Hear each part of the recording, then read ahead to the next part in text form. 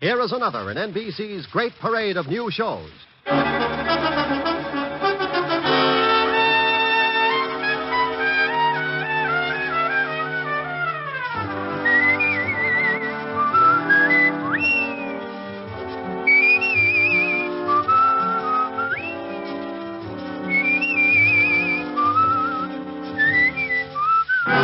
Now, Dick Powell as Richard Diamond, private detective.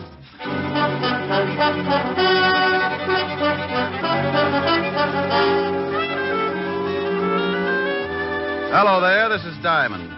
I'm a private detective. And as long as I've been in this business, I've found only four things that really make this racket worthwhile. Women, money, women, and more money. Don't misunderstand me. I've got other habits, too. I drink lots of milk, go to the fights, dance meanest rumba west of Ebbetsfield, and write fan letters to June Allison. But no matter how you slice it up, it still boils down to the same ghastly facts. To drink the gallons of milk, you've got to have loot. To go to the fights, you've still got to have it.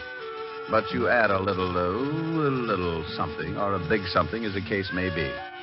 That's right, a woman. Then if you're going dancing, you like to go to a nice place. Nice place? That's an 8x10 dance floor supported by bodies of patrons who couldn't pay the $12 minimum. So now you get into more money, and there you are. Women, money, more women, and more money. About the fan letters to June Allison? No, who knows? She never writes back anyway. To show you how I make this money that gets me into so much trouble, let me tell you about a case I got mixed up in. It all started last week during a seance. Quiet, please, quiet. Now, if you will please place your hands on the table, Mrs. Van Dyke. Lightly, just the fingers touching. Dr. Langley, I'm so excited. Please, Mrs. Van Dyke. Professor must have complete silence. Oh, I'm sorry, but what's he doing? He's going into his trance. Dr. Langley. He's contacted the outer circle. I feel your presence. Who are you?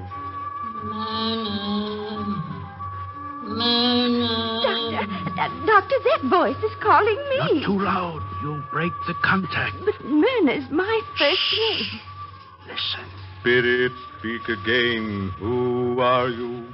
I am Lillian Van Dyke. That's Mother. Mother. Mrs. Van Dyke, you must relax. If you continue to disturb the contact, your mother will leave. I'm sorry. Oh, Spirit, I feel that you have a message for someone in this room. Spirit, have you such a message? I have. Then speak. Myrna. Oh, yes, Mother? You are in grave danger. Guard yourself. Rely on Dr. Langley. He will help. Yes, Mother. What else? Mother? Contact has been broken. Your mother will not return again today. Oh, will I be able to speak with her again, Professor? I must speak with her again. She said I was in some kind of danger. If you will return here tomorrow, Mrs. Van Dyke. Mother said to rely on you, Doctor. I intend to. I assure you your confidence will be rewarded, Mrs. Van Dyke. In the meantime, I suggest you go home and get some rest. Yes, this experience has been rather trying. Goodbye, Professor. I shall see you tomorrow. Until tomorrow, dear lady. Coming, Doctor? I wish to consult with the professor for a moment. I'll be right along. Very well, Doctor. I'll wait in the car. Goodbye again, Professor, and bless you. Goodbye, and bless you, you old goat. Take it easy. Until she gets out the front door. Okay. Now, look, Langley. When are we going to pull the job? I'm getting tired of drumming up banshees for old money bags. Let's get those jewels. Look, tomorrow her mother is going to tell her that someone is after her precious jewel collection. Tell her? She'll lock 'em up in Fort Knox if that happens. Oh, I'm surprised at you, Professor. What if her dear old departed mother tells her to leave them with me for safekeeping? I get it. By the time she gets wise, we'll be in Mexico. Right. I'll see you tomorrow morning before Van Dyke gets here. We'll plan what we want the voice to say. And for Pete's sake, tell that old witch to sound like a ghost for a change. She came on today like Apple Mary with a hangover.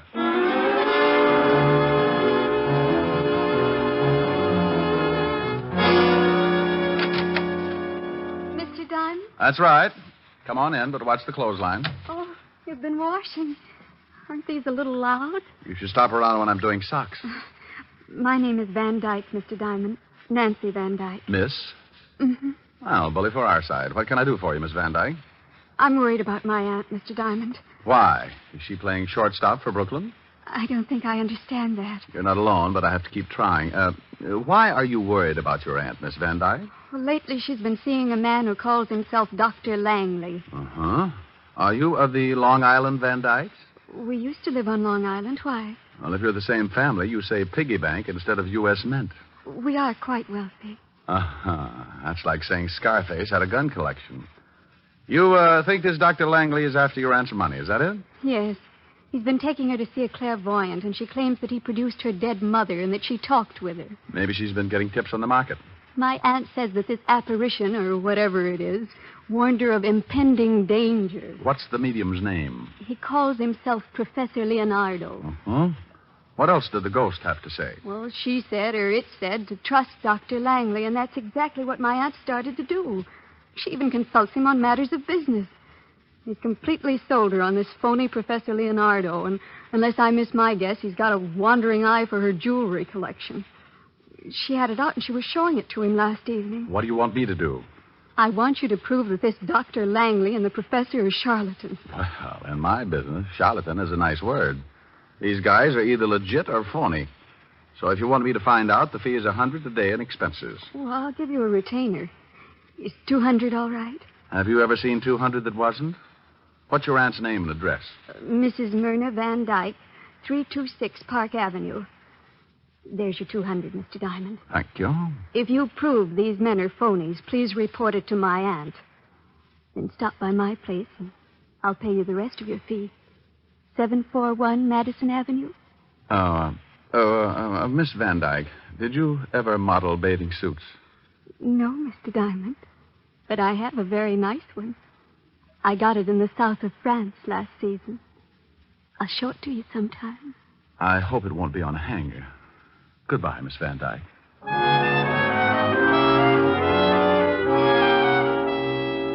Well, I had 200 fat clams in my little hot hand and an assignment that didn't look like it was going to be too tough to crack. I needed some information on the professor and the doctor, so I headed for the 5th Precinct Police Station and Walt Levinson's office. Yeah, Oh, no. What do you want, Shamus? Why, Sergeant Otis, what will the lieutenant say when he finds your big feet all over his desk? He won't say nothing. He ain't here. Well, how'd you ever figure that out? Where is he? Out of town. Doing what? Doing his vacation, that's what. Don't tell me he left you in charge. Yeah. What's the matter with that? If you've got a few days, I'll tell you about it. Leaving you in charge of homicide is like stopping a leaky faucet with bubble gum. I ain't in charge of homicide, wise guy, but I could do it if I had to. He just asked me to watch his office and take the call. He'd get better results with a parrot. Well, I want some information, Sergeant. What do I see? Me. I could see more in a barrel of mud. Now, you better lay off, Gumshoe. I got instructions to throw you out if you get out of line. Oh, Sergeant, it's nothing personal. You've got beautiful eyes, and, I love all three of them. It's just that you're obnoxious. Well, okay. But you start calling me any nasty names and you go out of here, Sergeant. Well, you do. Now, what do you want? I want your file on bunco artists. Okay. You gonna look up some of your relatives? Oh, that was a real garter snapper, Sergeant. Yeah, here's the file. You can do me one more favor. Look up Professor Leonardo. He's a spiritualist. Oh, drunk, huh? I'll get the file. Oh, no, Sergeant. In the phone book, he's like a fortune teller. Oh, one of them guys. That's right. Wow. Well. Find something? Yeah, I was looking for this guy, too. Let's see. Dr. R.L. Langley, alias Dr. Fred Bishop, alias Dr. Leopold Karnowski. Hey, this guy's been busy. 2 convictions, bunco artist. According to this, the guy goes after old dames and gives them a good fleecing. You're positively brilliant, Sergeant. It ain't nothing. It is when you do it. Did you find the phone number of the professor? Yeah, right here. Professor Leonardo, fortune teller, and clairvoyant. Okay? Oh, want to use the phone? Sure. Only leave a nickel. I wish I had your nose full of them.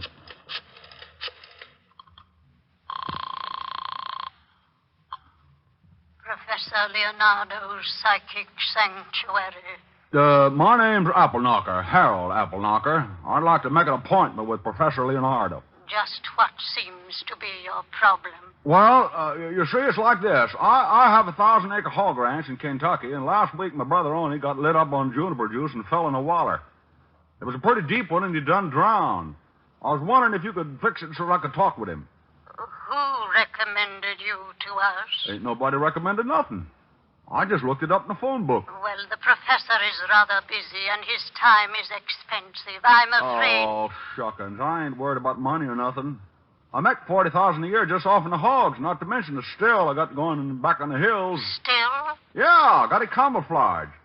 Only time a revenuer ever got suspicious was when he saw the moon on the door. It was backwards. The price is $50 a reading, and $100 if the professor is able to contact your brother. Fine. I'm going to be busy at the stockyards this afternoon, and I'd like to drop around this evening if I could. How would 8 o'clock be? Just dandy. Goodbye, then, Mr. Appleknocker. Bye, you all. Hey, what's going on? I'm going to have my fortune told, Sergeant. If you want to come along, you can put your shoes if you want to, and come along, John. Come you're along. nuts. Oh, you're just lonesome. Bye, y'all.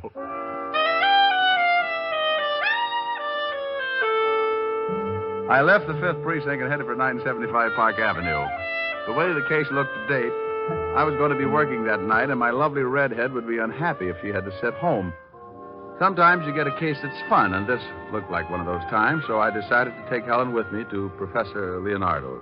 Rick, a fortune teller? Yeah, he brings the dead back, too. Want to go? If he doesn't dig up some of your old jokes. Oh, you are a vicious female. Just for that, old Harold Appleknocker is going to show up alone. Harold Appleknocker? Yep, raise hogs. You know, this little figure went to market. Rick, that tickle. Don't you and Sergeant Otis ever wear shoes? Oh, I like to run around in my bare feet. It's hot. That's only 90. What would you do on the Sahara? Don't answer that. What time are we due at this spook parlor? Oh, 8 o'clock. That's 2 hours. In the meantime, let's start a little seance of our own. First, you start by holding hands. Rick.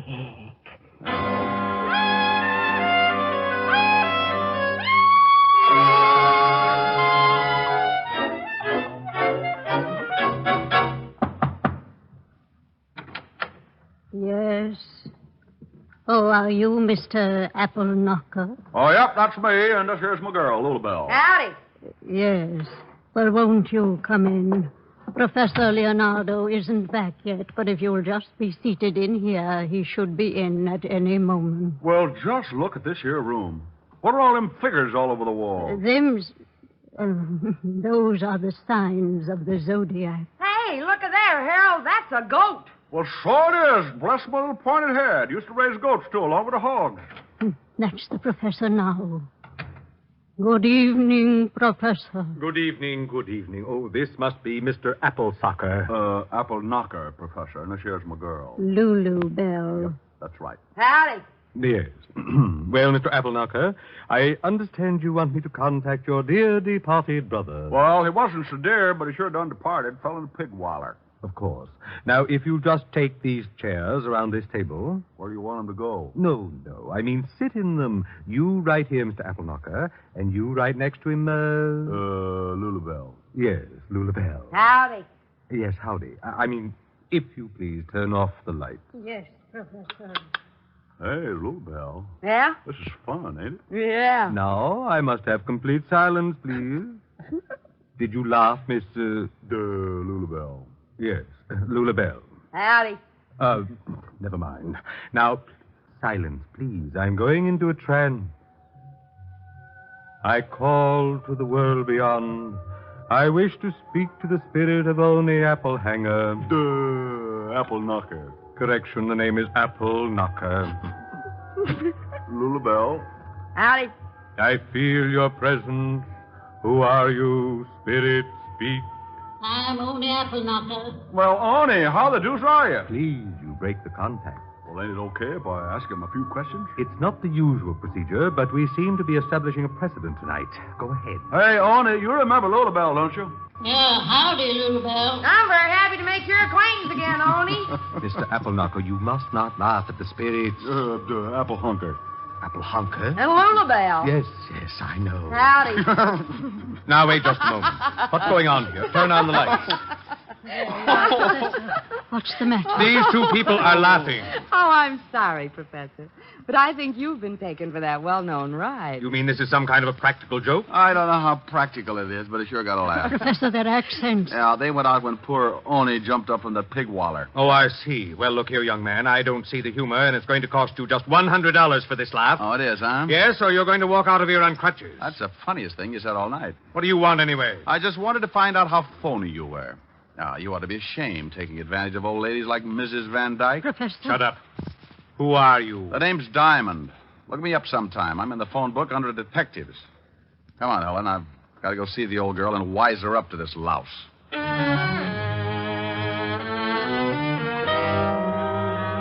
Helen and I left the professor and his witch and went out on the street. I hailed a cab and put Helen in it and sent her home to wait for me. 20 minutes later, I was ringing the doorbell of the Van Dyke residence. I stopped ringing and tried my knuckles, and that's when I noticed that the door was ajar. I pushed it open and walked in.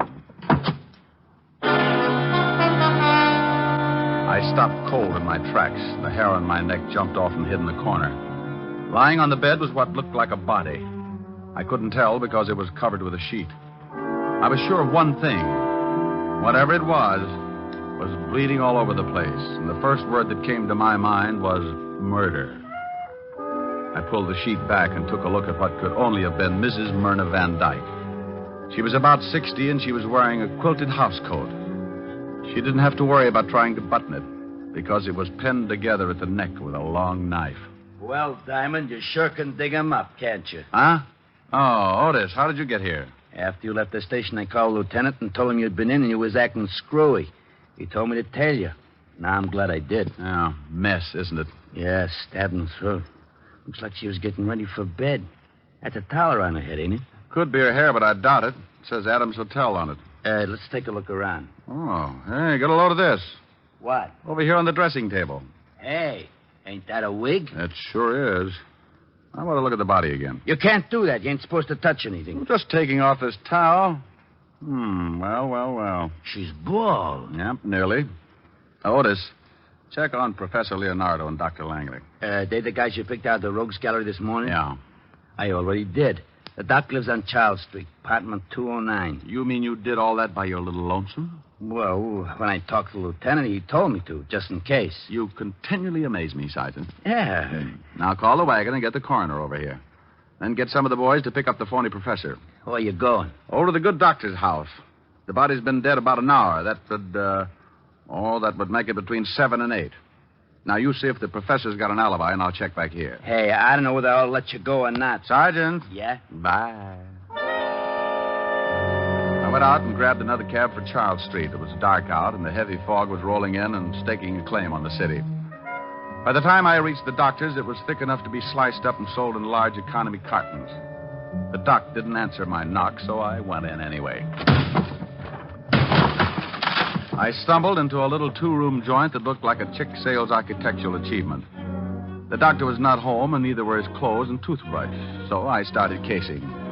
I tore the place apart and came up with a big fat 0, but that was before I looked in the wastepaper basket. Among the trash, I found a rental bill for a hangar and an airplane at the Flyaway Airport on Long Island. I grabbed the phone and called Sergeant Otis. Yeah? Otis, this is Diamond. Oh, the boys are here now. You were right about the time of death, around 7:30. What about the professor? We sent a car over to pick him up, but he skipped. We got some dame, though, and she told us that the prof was giving one of them seances from 7 to 8. Did you check it? Yeah, and you was. Good. Now check and see who gets the dead woman's money in event of her death. Well, how am I going to find her lawyer at this time of night? Just find him and meet me at the Flyaway Airport on Long Island. Okay. Did you get the doctor? That's what I'm going to do now. And if this fog keeps up, I've still got a good chance.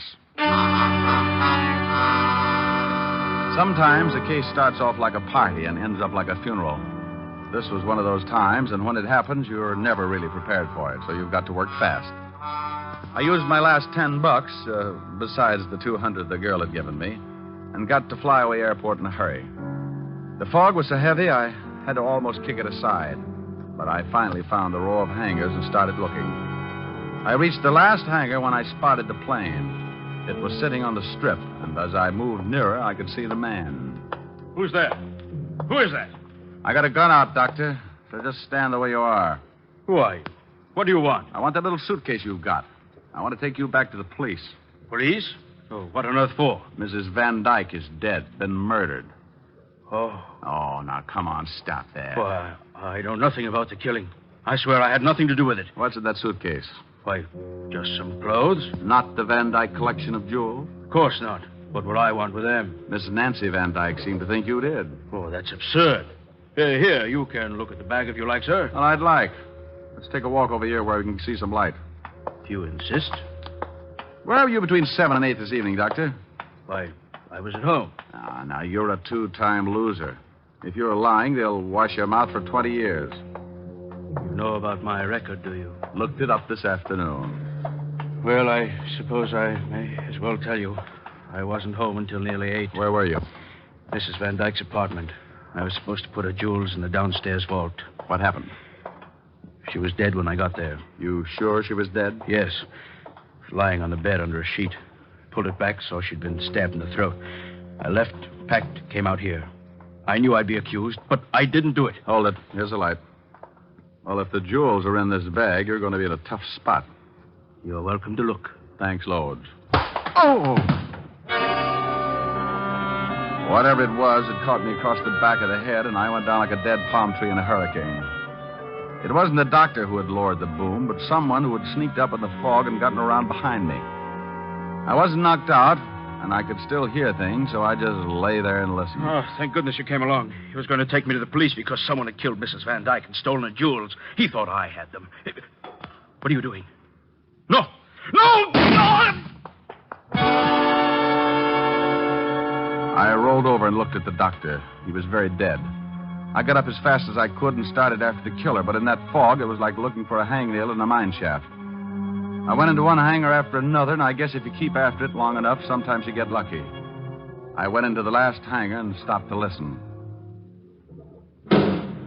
Okay, you, come on out. If I have to come in after you, it's going to be the hard way. Well, you're the boss. Now, why don't you stop it? You can't see me any better than I can see you, but I've got the door covered. Now, come on out. If I guess right, that's one big sergeant, and he's so stupid he's liable to shoot you. Diamond! Diamond, where are you? In here, Otis. Watch your step. We're playing cops and robbers. What do you mean? What are you talking about? Oh, stop. You all right, Otis? Yeah, but this cement's hard. Crawl over here. Okay. Hey, who's shooting? Well, one of two people. Just shot Dr. Langley back on the airstrip. Yeah? Why don't you blast him? I guess I'll have to. He doesn't want to come out. Otis, crawl over about 12 feet and make him shoot. Me? Yeah, I ought to get a good line on him. He's behind those oil drums, and I've got to stand up to do it. Oh, all right. Hey, Diamond, now? Yes, Otis, now. Okay, like I said, you're the boss. I've been hit. Come on, Otis. That was good shooting. Glad you liked it. Well, how about you, Professor? I'm not happy. I got all three of them. He won't be around long. Well, why did you hit me, and why did you kill the doctor? I wanted the bag. I thought the jewels were in it. Aren't they? No, I opened it back here. I thought the doctor was double-crossing me. Well, if you ain't got the jewels, why'd you try to kill the old lady? I didn't. Oh, come on. This ain't no time to lie. He isn't lying, Otis. You told me yourself his alibi was good. Hey, that's right. Then who did? The one who would benefit most by the death of the woman. The one who had a perfect setup because two con artists could be blamed for it. Let's go. Yeah, what about this guy?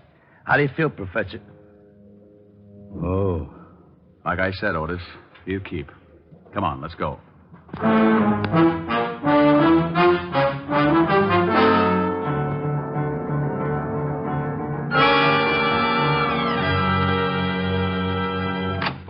Well, hello, Mr. Diamond. You come to see the bathing suit? I hope it comes in stripes. What? This is Sergeant Otis, homicide. Has someone been killed? Your aunt. Oh, no. Isn't that touching, Sergeant? Yeah. But that horrible doctor. We've got to arrest him. Why would he want to do it? Why, for the jewels, of course. Now, put your hat on. You must have known that the doctor was going to get the jewels tonight, so you killed your aunt, knowing he'd get there and wouldn't have an alibi. Why, you're insane. The trouble was, he got so scared he ran off without him. So he had no motive. That it was the professor. Strike two. He didn't have them either. You're crazy. You can't prove a thing. I didn't stab my aunt. Who said she was stabbed? Well, I just... Something else tipped me to you. The minute I took a good look at your aunt, I knew it couldn't have been a man who'd done the job. Why not? You're just presuming. Because there were no signs of a struggle. Your aunt must have known the killer pretty well. She knew the doctor very well. Well enough to meet him with a towel around her head and her wig in plain sight on the dresser? What? Yeah. And I got in touch with a lawyer, and he said you was the sole heir to the estate. Were, Sergeant. Oh, yeah. You were the sole heir, and I'm arresting you because I were there and saw the wig.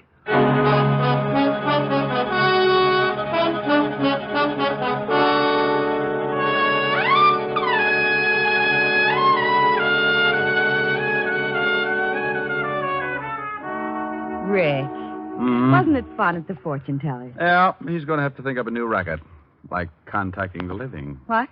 No, forget it. What's to eat? I'll go look in the icebox. Bring some milk, will you, dear? Mm-hmm. If you'll play something. I'll try. Oh, no, not again. Oh, swell. Can't you get on the night shift or something? I can't get anything around here, especially sleep. Now, please, will you kindly shut your big fat face? What do you mean? I haven't sung anything yet. Oh, but you will. I just know you will. Well, if you insist. Oh, no, please, please. I'm a nervous man. Oh, it calms you right down. Don't blame me for falling in love with you. I'm under your spell, but how can I help it?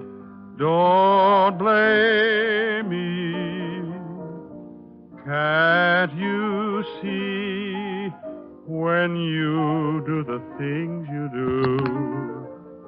If I can't conceal the thrill that I'm feeling, don't blame me. Oh, that's pretty. Don't stop. Oh, I must. Food looks too good. Did I hear you talking to someone? Mm-hmm. Listen. Don't blame me for falling in love with you. I don't hear anything. Oh, that's funny. He was there a minute ago. Don't blame me for falling in love with you. I still don't hear anything. Rick, who are you calling? Sergeant Otis. I'm afraid the guy next door just cut his throat.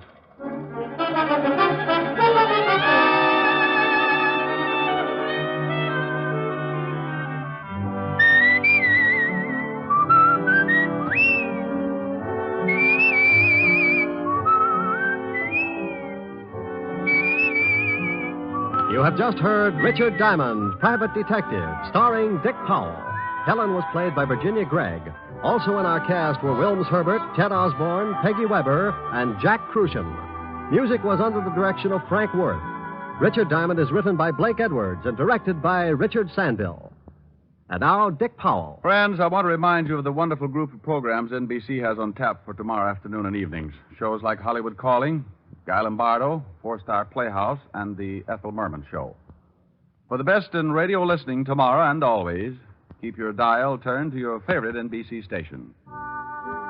Dick Powell soon will be seen in the screen version of the best-selling novel, Mrs. Mike. Now, this is Eddie King inviting you to be with us again at this same time next week when we will again bring you Dick Powell as Richard Diamond, Private Detective.